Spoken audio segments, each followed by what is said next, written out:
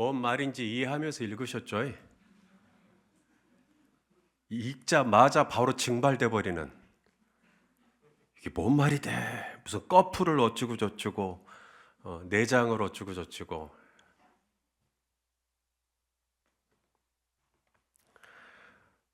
자, 오늘 저녁에 함께 나눌 제사의 이름은 화목제입니다. 뭐라고요? 화목제. 화해제라고도 해요. 화목제, 화해제. 그동안 우리는 번제, 그리고 소제를 살폈어요. 번제, 하나님 앞에서 나의 죄를 속죄받기 위해서 드리는 제사, 번제. 우리 다 죄인이에요. 맞습니까? 우리 다 죄인이고, 죄가 있고, 그래서 이 죄를 사함받기 위해서 하나님께 드리는 제사가 뭐라고요? 번제. 네, 번제. 그럼 소제는 뭐냐? 이제 번제를 드려서 내 죄가 용서받았어요. 감사해요, 안 감사해요? 감사해요. 그래서 번제를 드리고 그 다음 뭘 드려요? 소제를 드리는 겁니다. 그럼 번제를 통해서 하나님과 나 사이에 죄가 없어졌어요. 하나님과 나 사이에 죄가 용서받았어요. 그리고 하나님께 감사해서 소제도 드렸어요. 이제 남은 게 뭐냐면 하나님하고 나 사이는 화목이 됐으니까 나와 이웃과의 관계에서 화목이 이루어져야죠. 그게 화목제입니다. 그래서 화목제도 보면 화목제만 따로 드리는 경우가 있긴 있어요. 화목제만 따로 드리는 경우가 있긴 있지만 대개는 번제를 드리고 나서 화목제를 드립니다. 하나님이 나의 죄를 용서해 주신 것에 대해서 감사함으로 이제 화목제를 드려서 번제를 통해서 하나님의 용서를 확인하고 감사한 마음으로 이웃과 화목하게 되는, 그게 화목제입니다. 화목제, 히브리어로 샬렘, 무슨 단어랑 좀 비슷하게 생겼죠? 샬렘. 예, 샬롬 맞습니다. 샬롬. 어원이 똑같아요. 그래서 화목제는 샬롬제입니다. 샬롬. 평화. 하나님과 나 사이의 평화. 그리고 나와 너 사이의 평화. 나와 내 이웃과의 관계. 나와 내 관계된 자들과의 관계 안에서 샬롬이 이루어지기를 바라는 마음. 하나님, 내가 우리 최덕재 집사님이랑 사이좋게 지내기를 원합니다 하는 마음으로 드리려면 그게 무슨 제사라고요? 화목제입니다. 자, 화목제에 사용되는 제물이 나와요. 오늘 본문에 1절, 6절, 7절, 12절. 자, 먼저 1절을 보죠. 시작. 사람이 만일 화목제의 제물을 예물로 드리되 뭐로 드리려면? 소로 드리려면 수컷이나 암컷이나 흠없는 것으로 요 앞에 드릴지니. 자, 첫 번째는 화목제로 뭘 드릴 수 있어요? 소를 잡을 수 있습니다. 소 좋아하세요? 최대 집사님? 네, 한우 좋아하시죠? 네. 그 다음에 6절에 또 다른 제물이 나와요. 6절 시작. 만일 여호와께 예물로 드리는 화목제의 제물이 양이면 수컷이나 암컷이나 흠없는 것으로 드릴지며. 자, 소도 드릴 수 있고 그 다음 뭘 드릴 수 있다? 양을 드릴 수 있다. 그 다음 7절에 보면 어린 양이 나와요. 어린 양. 그러니까 지금 6절에 나오는 양은 성인 어른 양이고 7절은 애기 양입니다. 7절 어린 양도 화목제를 드릴 수 있다. 그 다음에 12절에 보면 염소가 나옵니다. 염소도 드릴 수 있다. 어떤 특징이 눈에 띄세요? 소, 양, 염소, 암컷이나 수컷이나 상관이 없다. 이게 눈에 띄시죠? 이것이 화목제의 특징입니다. 화목제로 제물을 드릴 때는 얘가 수컷이냐 암컷이냐 구별할 필요가 없습니다. 번제는요. 번제로 소를 드리려면 암컷을 드려야 돼요? 수컷을 드려야 돼요? 예, 수컷을 드려야 됩니다. 레위기 1장 3절 시작. 그 예물이 소의 번제이면 흠없는 수컷으로 회막문에서 요 앞에 기쁘게 받으시도록 드릴지니라. 번제로 양을 드리려면 암컷이에요, 수컷이에요? 수컷. 번제로 염소를 드리려면 암컷이에요, 수컷이에요? 수컷. 이게 번제는 다 수컷입니다. 양이든 염소든 소든 다 수컷이에요. 그런데 화목제로 제물을 드린다라고 할 때는 소든 양이든 염소든 암수 구분이 없습니다. 유연해요. 아무거라도 괜찮아요. 이건 뭘 의미할까요? 하나님의 메시지가 이 안에 있겠죠. 화목제잖아요. 옆에 있는 사람이랑 화목하게 지내려고 하는 거잖아요. 이것은 암수 구분이 필요가 없어요. 그러니까 번제를 드릴 때는 애가 암컷이냐 수컷이냐 신중해야 돼요. 시간이 좀 걸려요. 하지만 화목제를 드릴 때는 암컷이든 수컷이든 상관이 없으니까 아무거나 잡히는 대로 드리면 되는 겁니다. 시간이 빨라지죠. 하나님이 하나님과의 관계에서도 물론 중요하지만 옆에 있는 사람하고 우리 설수경 집사님하고 잘 지내기를 원한단 말이죠. 우리 김미정 집사님 사이좋게 지내기를 원한단 말이죠. 이럴 때는 하나님이 암수 구분하지 말고 빨리 화목하라는 거죠. 이게 메시지입니다. 자, 신약에 그런 말씀이 나와요. 마태복음 5장 23절 24절 시작.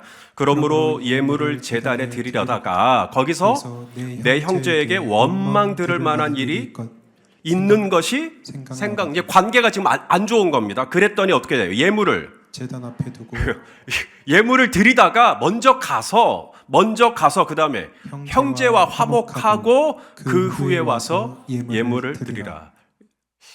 하나님이 얼마나 우리끼리 서로 화해하는 것을 기뻐하시는지, 우리끼리 서로 화목하는 것을 하나님이 얼마나 중요한 가치로 두시는지가 여기가 나와요.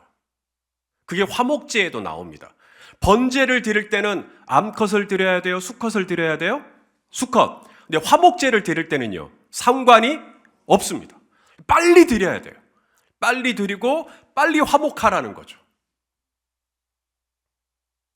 화목제에 쓰인 제물들을 보니까 한 가지 안 보이는 게 보이죠. 소, 양, 어린 양, 염소까지는 보이는데 번제에서는 쓰였는데 화목제에서는 쓰이지 않는 한 가지가 눈에 보이실까요? 비둘기요.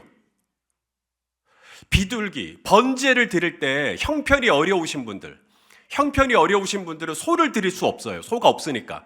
양을 드릴 수가 없어요. 없으니까. 염소를 드릴 수가 없어요. 없으니까. 그러면 번제를 드리고 싶은데, 내 죄를 용서받고 싶은데 염소도 드릴 형편이 안 되면 어떻게 해야 되는가? 산에 있는 산비둘기를 잡아오면 돼요. 산비둘기를 잡아와서 그것으로 번제를 드려서 내 죄를 속죄받을 수가 있었는데, 화목제는 소, 양, 염소 그 이하는 없어요. 딱 그 세 가지예요. 비둘기는 화목제의 제물이 될 수가 없어요. 왜 그랬을까요? 남는 게 없어요. 옆에 있는 분이랑 먹어야 되는데, 화목제는 옆에 있는 분이랑 먹어야 되는데 비둘기는 남는 게 없어요. 나 혼자 먹으면 끝이에요. 번제는 어떻게 하죠? 번제는 가죽을 벗기고 난 다음에 모든 내장부터 해가지고 모두 다 태워요. 전부 다 태워요. 제사장 목도 없어요. 제물을 데리고 온 사람의 목도 없어요. 근데 화목제는 달라요. 화목제는 이제 내장 그리고 기름, 여기서 내장이라 하면 간이랑 콩팥 이런 것 빼놓고 나머지를 제사장과 그리고 제물을 가지고 온 사람, 헌제자 그래요. 제물을 가지고 온 사람이 서로 나눌 수가 있어요. 제사장 몫으로 조금 드리고 앞쪽 넓적다리라고 하나요? 뒤쪽 넓적다리 이쪽 부분은 우리 문혁 장로님 드리고 나머지는 다 내가 먹을 수 있어요. 근데 내가 먹기 너무 많죠. 그래서 화목제예요. 이걸 가지고 우리 식구들하고 같이 나눠 먹는 거예요. 아니면 우리 목장하고 나눠 먹는 거예요. 아니면 우리 커뮤니티, 우리 마을 공동체랑 나눠 먹는 거예요. 그게 소, 그게 양, 그게 염소. 그래서 화목제는 하나님께 드리는 거 조금 드리고 나머지는 제사장하고 나하고 나눠서 내가 원하는 사람들하고 함께 밥상 공동체를 이뤄서 먹을 수가 있는 게 화목제입니다.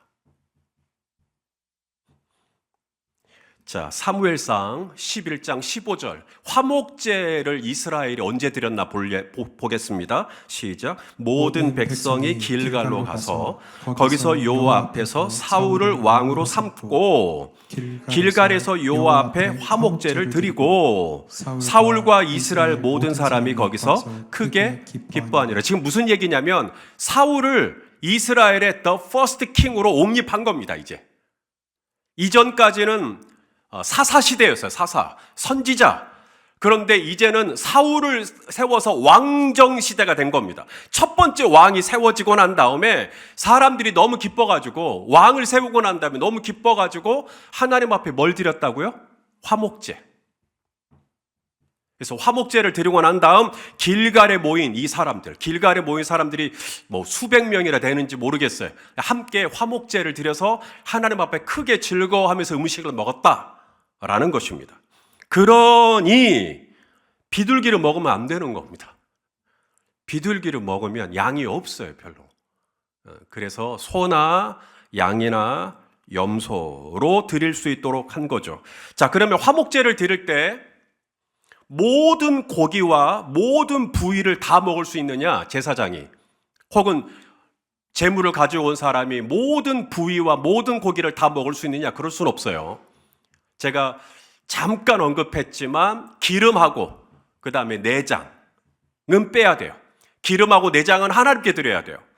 이 간이랑 콩팥은 하나님께 드려야 됩니다. 오늘 본문 3절과 4절을 같이 보시죠. 시작. 그는 또 그 화목제의 제물 중에서 여호와께 화제를 드릴지니 곧 내장에 덮인 기름과 내장에 붙은 모든 기름과 두 콩팥과 그 위에 기름 곧 허리 쪽에 있는 것과 그 다음에 간에 덮인 꺼풀을 콩팥과 함께 떼어낼 것이요. 자, 하나님께 드릴 때 화목제를 드립니다. 제가 소를 한 마리 가지고 왔어요. 그럼 제사장이 묻죠. 이것은 무엇을 위한 제물입니까? 번제입니까? 뭡니까? 아니, 이거 화목제입니다. 아, 그렇습니까? 그러면 이제 화목제 제물을 잡아요. 화목제 제물을 잡는데 번제 같은 경우에는 하나님께 다 태우지만 화목제 같은 경우에는 일부만 태우는데 일부가 뭐냐면 기름과 내장입니다. 기름과 내장. 여기서 내장은 가로 열고 콩팥과 간이에요. 기름과 내장은 하나님께 드려요. 무조건. 그리고 나머지 부위를 이제 제사장과 제물을 가지고 온 사람이 함께 나누면 된다. 자, 그럼 궁금하죠? 왜 기름은 하나님이 기름도 좀 주제. 우리 고기 먹을 때 기름 맛있어요? 맛없어요? 우리 한성희 사모님, 기름 맛있어요? 맛없어요? 맛있어요. 제 아내가 엄청 좋아하는 데가 기름입니다. 예. 기름, 임병희 집사님 안 좋아하세요? 기름이 되게 부드럽고 되게 맛있잖아요. 지방이 아주. 예. 근데 하나님께서 기름은 하나님께 드리래요.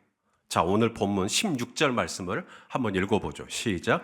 제사장은 그것을 제단 위에서 불사를 지니 이는 화제로 드리는 음식이요 향기로운 냄새라. 그 다음에 모든 기름은 여호와의 것이니라. 모든 기름은 여호와의 것이니라. 그래서 고대 사람들이 이제 짐승을 잡아서 음식을 할 때 이 기름을 가장 귀한 것으로 여겼대요. 그래서 그 기름을 하나님께 드리는 거, 하나님께 가장 귀한 걸 드려야 되니까. 그래서 모든 기름은 여호와의 것이니라. 지난 시간에 우리 소제를 봤어요. 소제, 곡식으로 제사를 드릴 때도 소제에 꼭 들어가야 되는 게 있다 그랬죠. 기름. 기억나시죠? 왜 소제에도 기름이 들어가나? 기름은 다 누구 것이라고요? 하나님 것. 여기에서 우리가 왈과 알부를 할 수가 없어요. 근데 기름이 너무 맛있단 말이죠. 그래서 제사장이 기름을 따로 떼가지고 간이랑 콩팥에 있는 기름 다 떼가지고 내장에 있는 기름을 다 떼가지고 이제 그걸 제단 위에 올려서 태워야 되는 건데 이 기름이 너무 아깝단 말이죠. 기름이 너무 맛있는 부위니까. 그래서 아까워 할 수 있을까요? 제사장이 기름을 드릴 때? 김문성 권사님, 안 아까워해요? 아까워한 제사장이 있었어요. 그래서 하나님께 드려야 함에도 불구하고 하나님께 그 기름을 드리지 않고 뒤로 꼽을 친 제사장이 있었대요. 엘리 제사장의 두 아들 홈니와 비느하스. 자, 보시죠.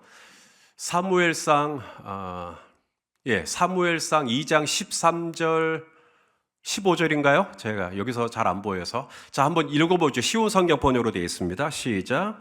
또 그들은 제사장이 백성에게 지켜야 하는 규정도 무시했습니다. 이 제사장들은 제물을 바치려고 실로에 오는 이스라엘 사람들을 이런 식으로 괴롭혔습니다. 더구나 제물로 바칠 고기의 기름을 떼어서 태우기도 전에 제물을 바치는 사람에게 종을 보내어 제사장이 구워 먹을 고기를 주시오. 제사장은 삶은 고기를 좋아하지 않습니다. 날고기를 원합니다. 라고 말하게 합니다. 그러니까 고기를 따로 떼서 하나님께 드려야 되는데 고기를 따로 이 기름을 따로 떼기 전에 이 홈리와 비느하스가 먼저 자기들한테 주라 그랬다는 거예요. 바로 이 홈리와 비느하스 두 아들을 가리켜 성경은 뭐라고 말하냐면 이들은 불량자라고 말합니다. 제사장은 제사장인데 불량자예요. 불량자. 모든 기름은 누구의 것이라고요? 하나님 거요. 하나님이 말씀하셨잖아요. 모든 기름은 내 거다. 그런데 이 소년들은, 이 엘리의 두 아들은 하나님의 것에 손을 댄 겁니다. 하나님의 것에. 하나님의 것에 손을 댄 거죠. 이에 대해서 성경은 이렇게 말합니다. 사무엘상 2장 17절 시작. 이 소년들의 죄가 여호와 앞에 심히 크면 그들이 여호와의 제사를 멸시함이었더라. 이들의 죄가 심히 크면 째째하게 기름 먹었기 때문에 죄가 큰 거 아니에요? 이들이 지금 무슨 죄를 지어버린 거예요? 하나님의 제사를 멸시해버린 겁니다. 하나님이 찾으시는 예배자는 영과 진리로 예배하는 사람. 진리가 뭐죠? 진리가 법대로 하는 거죠. 하나님의 법이 뭡니까? 모든 기름은 내 거다. 그러면 하나님을 예배할 때는 하나님이 모든 기름은 내 거라고 하셨으니까 그 기름을 떼서 하나님께 드려야죠. 이것이 하나님을 찾으시는 예배자죠. 법대로, 진리대로. 하나님이 그건 당신 거다라고 말씀하셨으니까. 하지만 엘리의 두 아들은 거기가 너무 맛있고 거기가 너무 먹음직스럽고 또 부드럽고 소화도 잘 되고 너무 그러다 보니까 이제 그렇게 욕심을 냈던 거죠. 자, 화목제를 드릴 때 소나 양이나 염소를 드릴 수 있고 암수 구분 없이 드릴 수 있어요. 근데 또 하나의 특징이 있어요. 암수 구분 없이 드릴 수 있는데 또 하나 절대적으로 지켜야 될 또 하나의 원칙이 있다면 흠이 없어야 합니다. 자, 레위기 3장 1절 얼른 읽어봐요. 시작. 사람이 만일 화목제의 제물을 예물로 드리되 소로 드리려면 수컷이나 암컷이나 그 다음 뭐라 그래요? 흠없는 것으로 여호와 앞에 드려야 된다. 6절도 보니까 만일 여호와께 예물로 드리는 화목제의 제물이 양이면 수컷이나 암컷이나 그 다음 뭐라고 돼요? 흠없는 것으로 드리지. 이건 원칙입니다. 불변의 원칙. 번제도 마찬가지예요. 번제를 드릴 때도 수컷을 드려야 되는데 흠없는 수컷. 자, 레위기 1장 3절 시작. 그 예물이 소의 번제이면 흠없는 수컷으로 회막물에서 여호와 앞에 기쁘게 받으시도록 드릴지니라. 그러므로 암컷이냐 수컷이냐는 노 프라블럼 중요하지 않은데 중요한 것, 제사장이 이 양을 데리고 왔을 때, 우리 최도재 집사님 양을 데리고 왔을 때 제사장이 이 양을 검사를 할 거 아닙니까? 양을 검사를 할 때 애가 수컷이냐 암컷이냐는 따지지 않아요. 화목제물이라고 했으면 따지지 않아요. 다만 흠이 있냐 없냐를 살피는 거죠. 흠이 뭐냐면 병이 있는지 혹은 장애가 있는지 혹은 상처가 있는지. 소를 데리고 오는 과정에서 소가 넘어져가지고 소가 어디가 이렇게 다쳤어요. 그러면 화목제물로 드릴 수가 없습니다. 번제도 마찬가지고. 흠이 없어야 된다. 흠이 없어야 된다는 말은 병이 없어야 되고 완전해야 돼요. 완전해야 돼요.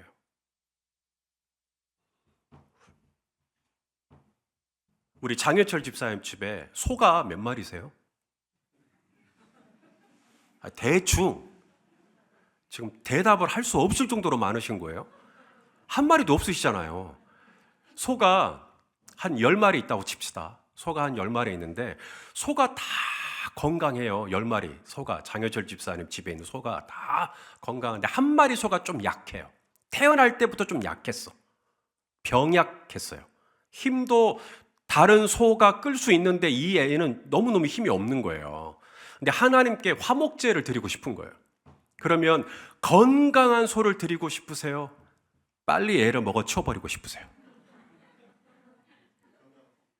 예, 그래도 건강한 것으로 드려야 되는데 유혹을 받을 수 있다는 거죠, 사람이. 장현철 집사님이 유혹을 받는다는 게 아니고 저 같은 죄인은 유혹을 받을 수가 있다는 거죠. 건강한 건 남겨두고, 왜냐하면 써먹어야 되니까. 근데 조금 비실비실하고 뭔가 좀 약하고 이런 애는 그냥 빨리 제물로 치워버리고 싶은 마음이 있을 수 있을까요? 저의 동지들이 계시군요. 집에 양이 많아요. 양이 많은데 선천적으로 청각을 상실한 양이 한 마리 있었어요. 그러면 기왕이면 이 양을 제물로 바쳐버리고 싶은 거죠. 어차피 제사장은 모르니까 청각이 있는지 없는지를. 나는 알지만, 왜냐하면 목자가 양의 이름을 부를 때 애가 반응을 하면 청각이 있고 없고 알 수 있는데 한 번도 반응이 없었으니까 얘는 청각적인 문제가 있구나라는 걸 알고 있는데 하나님께 기왕이면 그런 애를 데리고 가서 빨리 정리하고 싶은 마음이 있었겠죠. 이스라엘 백성들의 마음도 마찬가지입니다. 그래서 하나님께 제물을 드릴 때 병든 걸 드리기 시작해요. 자, 말라기 1장 8절입니다. 시작. 만군의 여호와가 일어나라. 너희가 눈먼 희생제물을 바치는 것이 어찌 악하지 아니하며 저는 것 병든 것을 드리는 것이 어찌 악하지 아니하냐. 이제 그것을 너희 총독에게 드려보라. 그가 너를 기뻐하겠으며 너를 받아주겠느냐. 예전에 우리 어르신들이요, 저희 부모님 세대 헌금을 드릴 때 어떻게 드렸는지 아셔요? 하나님께? 그러니까 수입이 생기면 제일 먼저 어떻게 하시죠? 하나님께 드릴 거, 헌금으로 드릴 거, 11조로 드린다든지 뭐 이렇게 헌금으로 드릴 걸 따로 떼서 은행에 가서 뭐로 바꾸세요? 신권으로 바꾸십니다. 저희 아버지 어머니 그렇게 하셨어요. 요사이는 우리 다 온라인으로 하잖아요. 이제 온라인이 편하기도 하고 요즘은 현금을 또 들고 다니는 것이 여간 불편하기도 하고 약간 좀 위험하기도 하고 그래서 온라인으로 많이 하는데 우리 어르신 세대는 하나님께 제물을 드릴 때는 흠없는 것으로 드려야 된다. 그래서 신권으로 바꾼 거예요. 신권으로. 만일에 은행에서 신권이 없다. 그럼 어떻게 했는지 아셔요? 빨았어요. 그걸 빨았다고. 돈을 빨았어. 그래가지고 다리미를 다리셨어요. 그렇게 드리셨어요. 하나님 앞에 흠없는 걸 드려야 된다는 걸 문자적으로 그렇게 가지고 가신 거예요. 우리 헌금 개수하시는 분들이 흠이 있는지 없는지 이거 보셨으면 시험 많이 들으셨을지도 모르겠어요.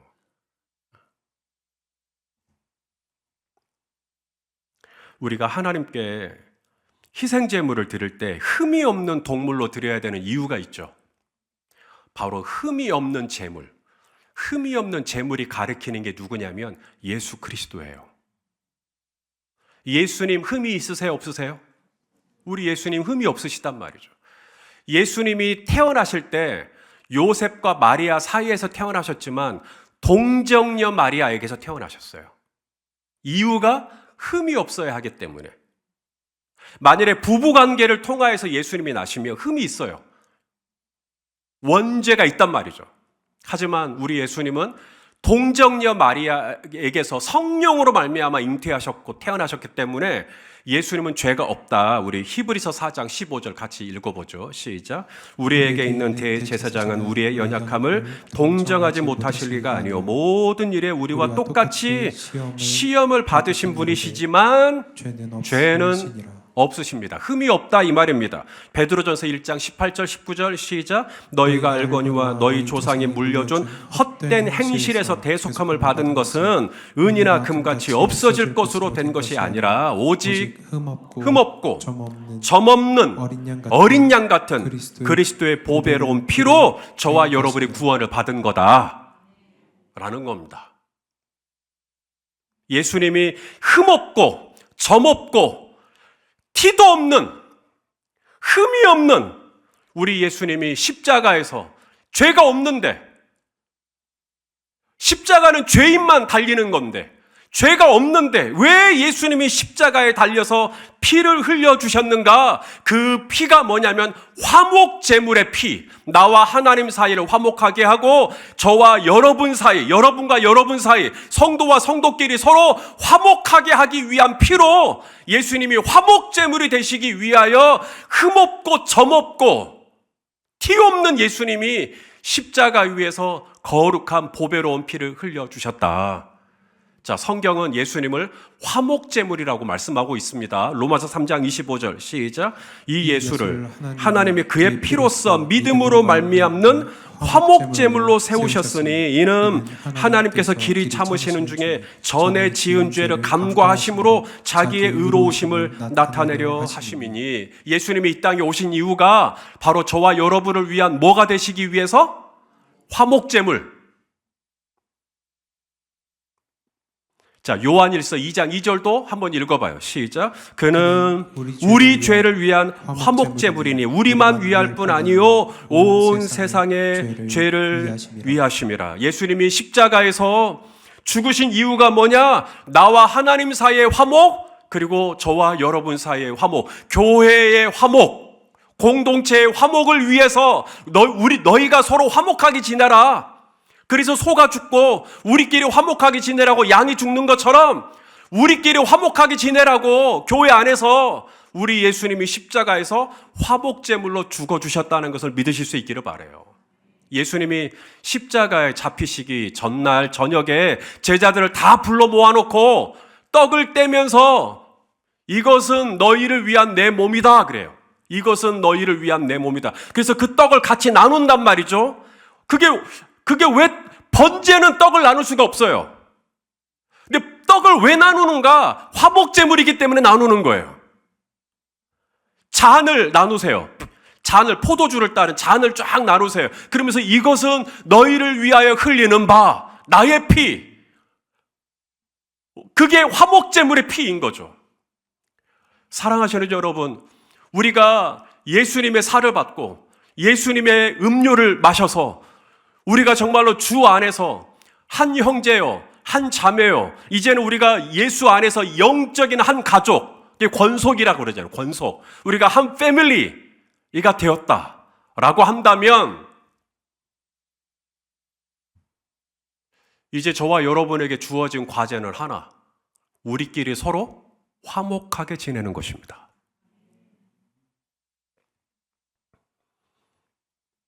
예수님이 화목제물이 되시기 위해 이 땅에 오셨고 화목제물로서 십자가에서 피 흘려 돌아가셨다면 이제 우리는 그 화목제물이 되신 예수님의 십자가의 그늘 아래 살아가는 저와 여러분은 우리가 만약에 서로 화목하게 지내지 않잖아요.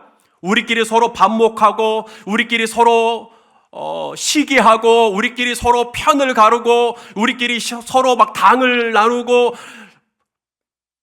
우리끼리 서로 나누어져 있고 쪼개져 있다면 화목제물로 십자가에서 피 흘려 돌아가신 예수님의 피를 모욕하는 것이 되는 겁니다.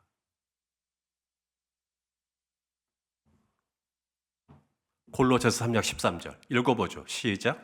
누가 누구에게 불만이 있거든 서로 용납하여 피차 용서하되 주께서 너희를 용서하신 것 같이 너희도 그리하고. 제가 어디 가서 제가 제 아내에 대해서 막 흉을 본다고 생각해 보세요. 상상만 해도 끔찍하죠. 제 가족, 제 형제, 제 자매를 막 욕하는 거예요. 흉을 보는 거예요. 험담을 하는 거예요. 그러면 그 이야기를 들을 때 우리 성도님들은 참 목사님 짜잔하다. 내 얼굴에 침 뱉게. 왜냐면 내 가족, 내 형제인데 누가 누구에게 불만이 있거든. 우리가 주 안에서 예수님의 몸을 나눈 형제요, 예수님의 피를 나눈 가족이라면, 권속이라면, 나그네야 외인이 아니라 이제는 주 안에서 우리가 한 패밀리라면 서로의 허물이 드러나거나 서로의 약점들이 드러났을 때 그것을 떠벌리고 다니는 게 아니라 가족이니까 있어도 없는 척 덮어주고 가려주고, 이것이 당연한 것 아닌가. 예수님이 십자가에서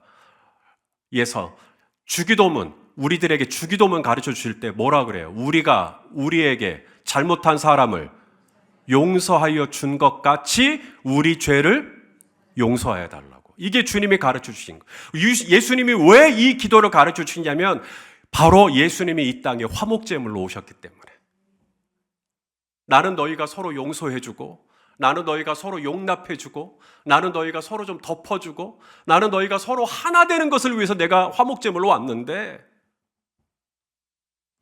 그래서 내가 내 몸을 너희와 나눴고 내 피도 너희와 나눴고, 이제는 한 부모의 피를 받은 형제가 한 형제일 것처럼 예수의 피를 받은 우리가 한 형제요 한 자매가 되었다면, 누가 누구에게 불만이 있거든 서로 용납해 주어야 하지 않겠는가? 서로 피차 용서해 주어야 하지 않겠는가? 주님이 나를 용서해 주신 것 같이.